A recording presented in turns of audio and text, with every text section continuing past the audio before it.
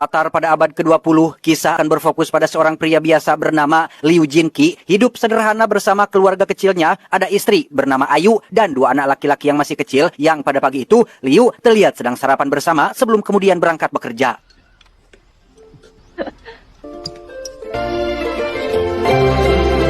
Dan inilah pekerjaan Liu, seorang pembuat kertas di salah satu toko kelontong yang dimiliki oleh seorang kakek pengusaha, di mana Liu dikenal sebagai sosok yang baik, rajin, pekerja keras, tak banyak omon, dan yang terpenting, tidak pernah membicarakan kejelekan orang lain.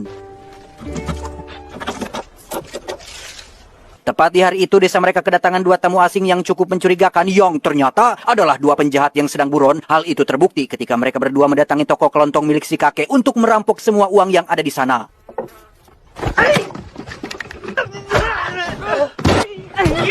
Liu hanya bisa bersembunyi ketika si kakek dan istrinya sedang dianiaya. Namun karena mereka terus melakukannya tanpa henti, Liu yang kasihan pun akhirnya keluar dan inilah yang terjadi.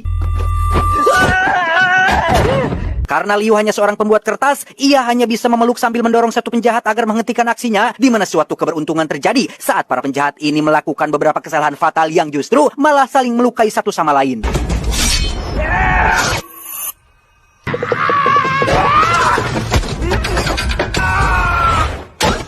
Dan ya, satu penjahat pun mati konyol setelah kepalanya terbentur ujung lemari, sementara satu penjahat lagi terus menyerang Liu sampai akhirnya masuk ke sungai di belakang toko, di mana hal menarik terjadi saat si penjahat terus memukuli Liu, tapi anehnya justru malah si penjahatlah yang mati mendadak akibat suatu penyebab yang tidak diketahui.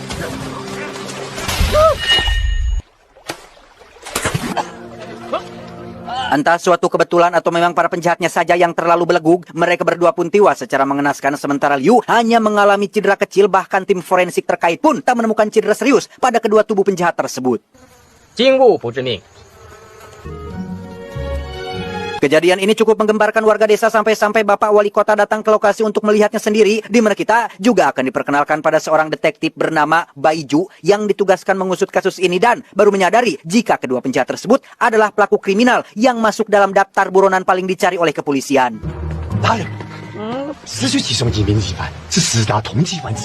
Karena kedua buron itu ditangkap di wilayahnya, tentulah Pak Wali Kota sangat senang karena itu bisa menjadi prestasi untuknya di pemerintahan, tapi tidak dengan Baiju yang masih belum menemukan jawaban tentang apa penyebab kematian mereka yang sebenarnya. Sendirian, Baiju mendatangi tempat kejadian perkara untuk melakukan investigasi. Di sana, ia menemukan gigi milik salah satu penjahat yang terlempar dan masuk ke dalam toples. Entah bagaimana itu bisa terjadi, Baiju kemudian ancelup ke dalam sungai di belakang toko untuk memeriksa apakah airnya beracun atau tidak.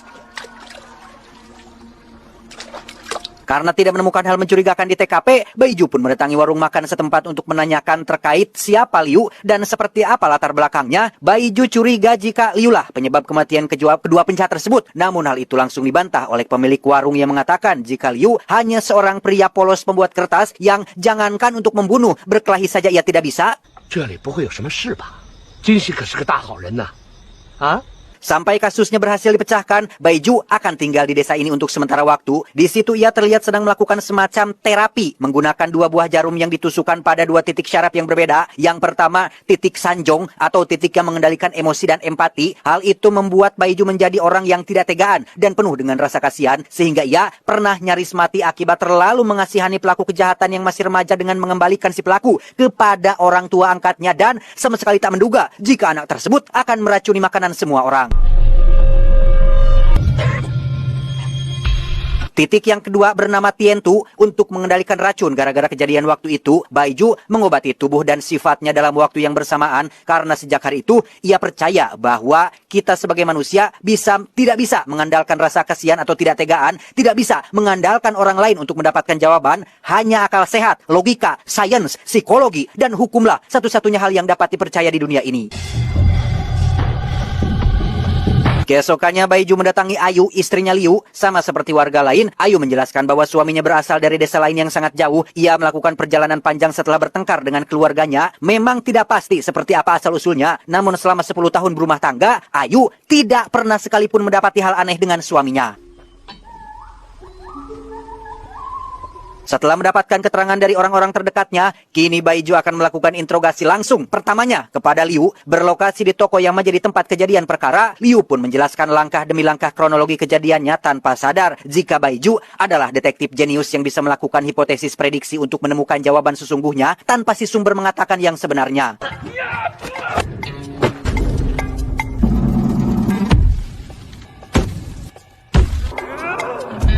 Perihal si penjahat kehilangan telinganya, Liu dan istri si pemilik toko pun mengaku bahwa kedua penjahat itu saling melukai satu sama lain. Namun Baiju tidak mudah percaya begitu saja. Ia punya jawaban yang lebih masuk akal, yaitu... Selanjutnya, Baiju kembali menemukan jawaban yang lebih masuk akal dengan bagaimana satu gigi penjahat bisa masuk ke dalam toples. Faktanya, Liu sengaja membiarkan dirinya terlempar untuk mengumpulkan energi Qi sebagai bentuk kesiapannya untuk membunuh.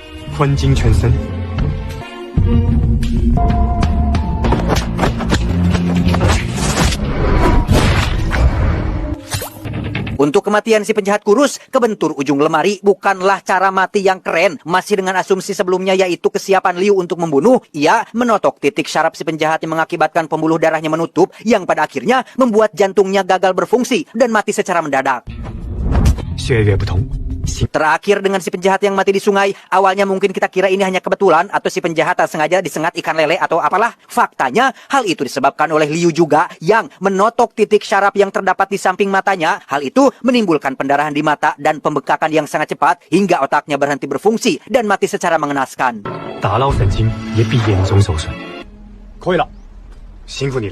Sejak saat itu, Baiju terus-menerus mengamati Liu mulai dari cara dia bernapas. Orang normal setiap napas paling tidak 10 hitungan, tapi Liu hanya 2 hitungan yang membuktikan bahwa ia adalah seorang ahli bela diri sangat terlatih dan mampu mengendalikan nafas lebih baik dari orang biasa. Untuk membuktikan hal itu, Baiju pun dengan sengaja mendorong Liu jatuh dari atas jembatan. Liu sempat nyangsang di atas ranting pohon yang secara logika mana mungkin atau ranting sekecil itu tidak mungkin bisa menahan bobot tubuh Liu ditambah dengan daya jatuhnya dari atas jembatan. Namun bagi ahli bela diri selevel si Liu, Baiju percaya bahwa ia mampu mengendalikan pernafasannya atau biasa kita sebut dengan ilmu meringankan tubuh yang mungkin adalah sesuatu hal yang sangat mudah dilakukannya. Setelah Liu dibawa ke daratan, Baiju pun langsung meminta maaf. Ia mengaku kesulitan mengendalikan bambu yang mereka bawa, yang pada akhirnya terjadi harus kejadiannya seperti ini.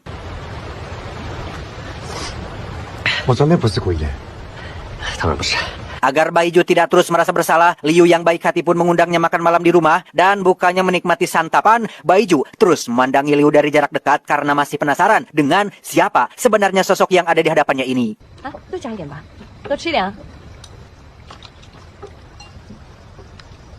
Setelah Baiju terus mendesak mencari tahu latar belakangnya, Liu akhirnya jujur bahwa ia sebenarnya adalah anak dari pemilik tempat pemotongan hewan. Hubungan Liu dan sang ayah sangat tidak baik sampai suatu hari ayahnya diam-diam menyembelih dan memasak kuda kesayangan Liu. Selesai makan, barulah Liu diberitahu bahwa yang ia makan tadi adalah kuda kesayangannya. Sehingga sejak saat itu, Liu sangat membenci ayahnya dan memutuskan berkelana sampai akhirnya bertemu dengan Ayu di desa ini. Tak percaya dengan semua ceritaannya, Baiju yang yakin jika Liu adalah seorang ahli bela diri pun kembali mengamatinya ketika sedang tidur. Ia menemukan bahwa udara di sekitar tubuh Liu menjadi dingin berkat energi Qi yang berbeda dari orang normal dan tiba-tiba... Keesokan paginya ketika sedang ada acara kecil-kecilan di desa, Liu menemui Baiju secara pribadi untuk jujur bahwa dia adalah seorang buronan pembunuh. Sesuai cerita semalam, ayahnya adalah seorang pemilik pemotongan hewan, namun kepergian ia dari desanya bukan disebabkan oleh kuda kesayangannya yang disembelih, melainkan Liu telah membunuh seseorang akibat permasalahan bisnis dengan ayahnya.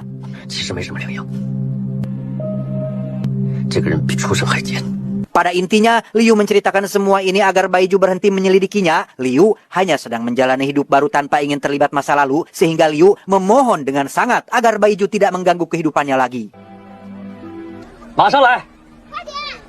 Alih-alih mempercayai ceritaan barusan, Baiju justru malah semakin yakin jika Liu adalah sosok ahli bela diri yang sangat hebat. Hal itu kembali dibuktikan dengan banyaknya lalat di sekitar. Tapi anehnya, hanya Liu lah yang tidak dihinggapi lalat. Hal itu disebabkan oleh energi Qi tingkat tinggi yang terpancar dari tubuhnya yang secara tidak langsung akan melindungi Liu dari segala macam bahaya. Sehingga untuk membuktikannya, Baiju nekat mengambil parang dan menyerangnya dari belakang.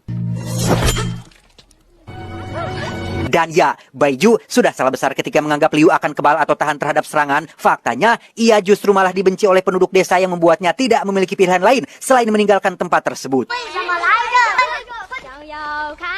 Dibantu oleh sahabatnya di kepolisian, Baiju mulai menyelidiki informasi terkait insiden pembunuhan yang terjadi di tempat pemotongan hewan 10 tahun lalu. Faktanya, pembunuhan tersebut ada hubungannya dengan satu kelompok paling berbahaya saat itu, yakni kelompok 72 Iblis yang menurut sumber terpercaya, salah satu anggota kelompok 72 Iblis yang bernama Tan Long menghilang sejak kejadian itu. Ia dianggap sebagai pembunuh terlatih yang sangat berbahaya, paling hebat, dan tak terkalahkan. Bahkan kelompoknya sendiri pun belum tentu bisa mengalahkannya. Semakin kuatlah dugaan Baiju tentang Liu yang sebenarnya adalah Tan Long, komando kedua dari kelompok 72 Iblis, sehingga ia memutuskan pergi ke ibu kota untuk meminta surat penangkapan resmi. Tiba di ibu kota, Baiju langsung menemui kapten polisi. Setelah menceritakan tentang sosok Liu alias Tan Long, kapten polisi merasa bahwa pasukannya tidak akan cukup untuk menangkap sosok tersebut. Baiju disarankan untuk menyewa kelompok penjahat kejam karena menurutnya kriminal harus dilawan oleh kriminal juga.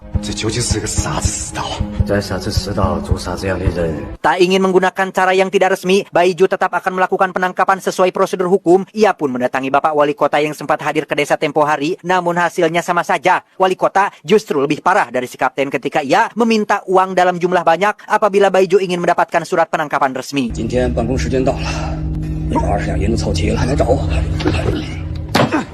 Tak punya pilihan lain, Baiju terpaksa menemui mantan istrinya untuk meminjam uang. Ia pun menjelaskan jika uang ini akan digunakan untuk menyuap Bapak Wali Kota supaya bisa mendapatkan surat penangkapan berikut pasukan polisi yang akan mendampinginya. Singkat cerita, Baiju akhirnya mendapatkan apa yang ia mau dan langsung berangkat ke desa untuk menangkap Liu. Sementara itu, Bapak Wali Kota terlihat sedang menemui kelompok 72 Iblis yang dipimpin oleh sang ketua bernama Master untuk memberitahu tentang Tan Long yang saat ini berada di desanya. Alih-alih ingin mendapat imbalan besar atas informasi ini, Bapak Wali Kota justru malah harus ketar-ketir ketika Master tidak sedikit pun senang mendengar informasi tersebut. Yang alangkah terkejutnya Wali Kota ketika baru mengetahui jika Liu alias Tan Long adalah anak dari Master itu sendiri.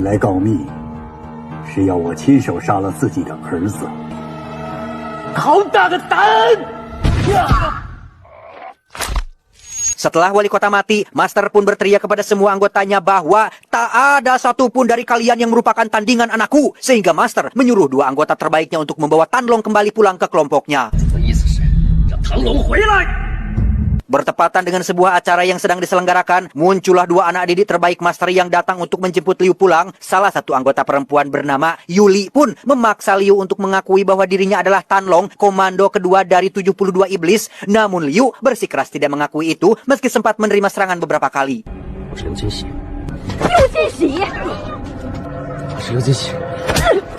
Melihat Liu yang keras kepala, Yuli pun menghampiri seorang kakek-kakek untuk dihabisi di depan semua orang. Menyadari Yuli akan menyakiti seluruh warga desa, Liu yang tidak bisa tinggal diam pun akhirnya bangun dan tiba-tiba...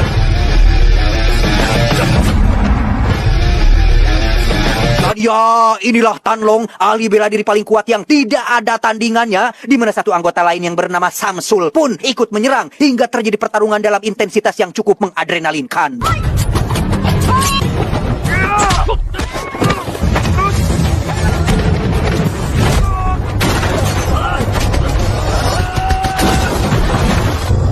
Tak ingin melibatkan istri dan seluruh warga desa, Liu memilih pindah tempat bertarung dengan berlari di atas genteng rumah warga dan disinilah mereka sekarang, sebuah kandang munding yang jauh dari pemukiman dan terletak di atas sungai yang curam.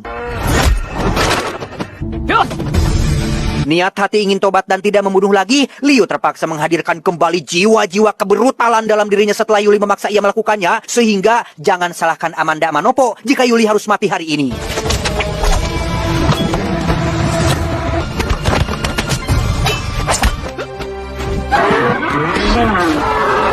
Dan ya, alih-alih mati oleh serangan Liu, Yuli justru harus digeruduk kerbau yang membuatnya nyaris jatuh ke bawah jurang. Sempat menyelamatkannya, Yuli ternyata memilih untuk mati saja demi menunjukkan kesetiaannya kepada pimpinan. Pulang ke rumah, Ayu sang istri mencoba bersikap biasa saja seolah tidak terjadi apa-apa. Namun di belakang, ia langsung mewek menangis saking tak percayanya bahwa selama 10 tahun ini dirinya hidup bersama dengan seorang pembunuh yang kejam. Di sini pula lah kita akan dibawa flashback ke momen ketika Tan Long menemukan titik balik dalam hidupnya. Saat itu ia ditugaskan membantai satu keluarga tempat pemotongan hewan, yang mana diantaranya ada anak-anak kecil yang mungkin seumuran dengan anak bungsunya saat ini. Sehingga disitulah Tan Long merasa sangat menderita hingga memutuskan untuk menghilang, pergi dari kelompoknya dan memulai hidup barunya sebagai sosok Liu. Keesokannya tibalah Baiju dan pasukan polisi yang bermaksud menangkap Liu, namun kepala polisi baru tahu jika orang yang akan ia tangkap ternyata adalah Tan Long, sang komando kedua 72 iblis. Daripada mati gara-gara ikut terlibat dalam masalah ini, kepala polisi pun memilih balik kanan dan menolak melanjutkan misi tersebut. Dengan fakta bahwa kelompok 72 iblis akan datang ke desa ini untuk menangkapnya, Liu menyarankan kepala desa dan seluruh warga pergi ke bukit untuk berlindung, sementara Liu dan Baiju akan tetap bertahan di sini dan menghadapi resiko apapun yang akan menimpa mereka nanti.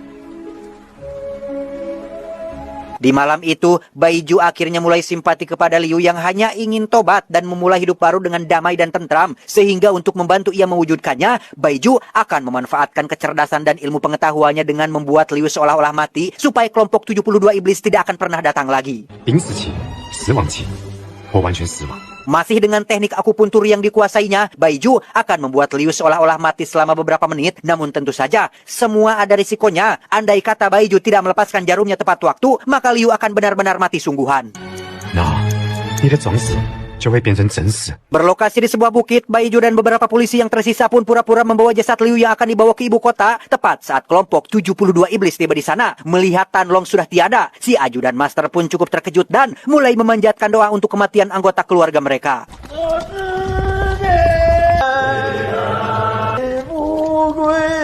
Di saat yang sama, Baiju mulai merasa cemas karena mereka tak kunjung pergi. Padahal waktu untuk ia harus mencabut jarumnya sudah hampir menipis. Sehingga daripada Liu mati beneran, ia terpaksa membangunkannya tepat saat kelompok iblis masih berada di sana.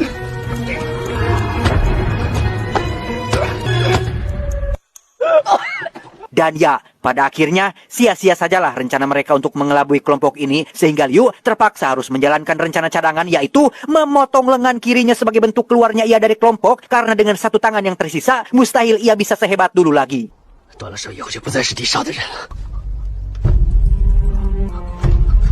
Dan alih-alih semuanya sudah beres, si ajudan pun memberitahu jika saat ini master mereka sedang menjemput istri dan kedua anak Liu di bukit, sehingga jika Liu ingin keluar secara resmi, maka ia harus menemui master dan sampaikan itu secara langsung.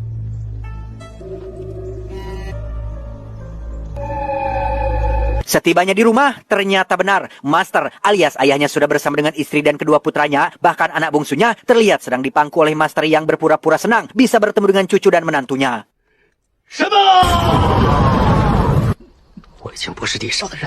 Dan ya, Master pun teramat sangat marah ketika melihat tangan kiri Liu sudah buntung. Master benar-benar tidak menyangka jika Liu akan berbuat senekat itu hanya untuk hidup bersama dengan keluarga barunya. Karena semuanya sudah terjadi, Master yang kesal pun melampiaskan kekesalannya dengan akan menghabisi anak bungsu Liu. Tetapi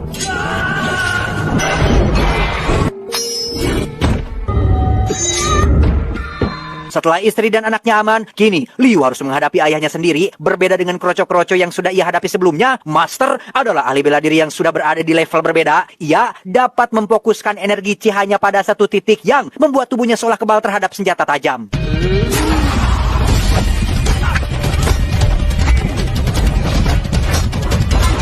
Tak lama, muncullah Baiju yang datang karena penasaran. Melihat Master menguasai ilmu kebal, Baiju pun jadi punya ide untuk membantu Liu dengan cara masuk ke ruang bawah tanah dan akan menusuk titik syaraf di telapak kakinya agar aliran energi Chi-nya bisa menjadi terganggu.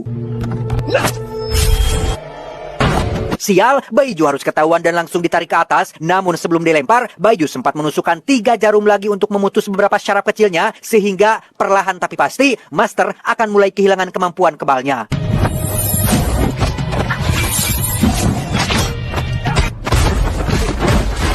Setelah Liu ngajongkeng, Master pun naik ke atas untuk mengambil si bungsu yang nantinya akan ia didik sebagai penerus kelompok 72 iblis. Namun Liu datang tepat waktu dan kali ini Master sudah mempan terhadap serangan benda tajam.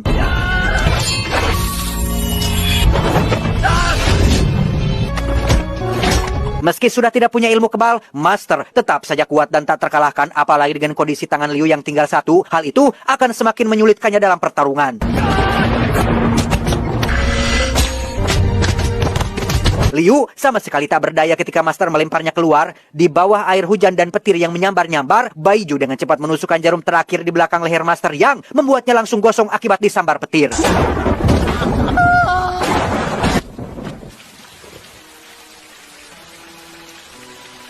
Beberapa waktu berlalu setelah kejadian itu, nyawa Baiju tidak terselamatkan, sementara Liu yang kini hanya punya satu tangan pun kembali melanjutkan perannya sebagai suami sekaligus ayah dan bekerja normal seperti biasa. Tapi tidak dengan cebok, ia akan butuh orang lain untuk membersihkan liang tagingnya. Tamat